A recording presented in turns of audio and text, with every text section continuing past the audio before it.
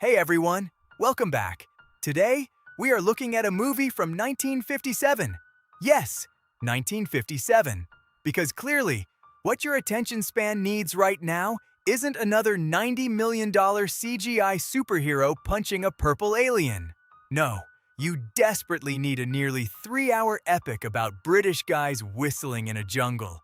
Trust me, it's peak cinema, no cap.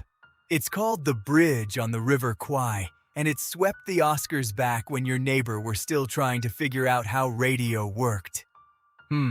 All right, let's break it down without getting bogged down in the lore. We're in a Japanese prisoner of war camp during World War II. The camp commander, Colonel Saito, tells the British prisoners they need to build a massive railway bridge. Enter our main guy, British Colonel Nicholson, played by Alec Guinness, aka Obi-Wan Kenobi himself before he joined the Jedi Council. Nicholson is the ultimate boomer. He is completely obsessed with the rules.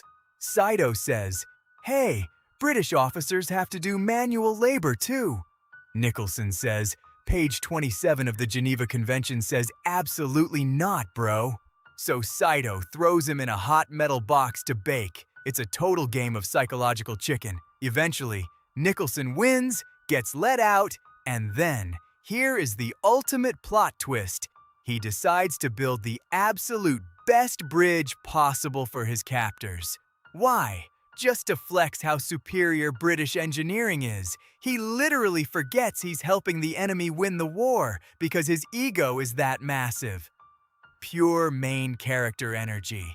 Meanwhile, we've got an American sailor named Shears, played by William Holden. This man manages to escape the camp, gets to a beautiful beach paradise, and just when he thinks he's safe, the British military drafts him to go back into the jungle to blow up Nicholson's precious bridge.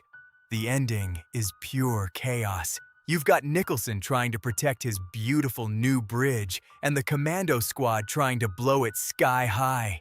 When the realization finally hits Nicholson that he's basically committed treason out of pure pride, it leads to one of the most stressful, iconic, and explosive finales in movie history. No spoilers on who survives, but let's just say, nobody leaves happy.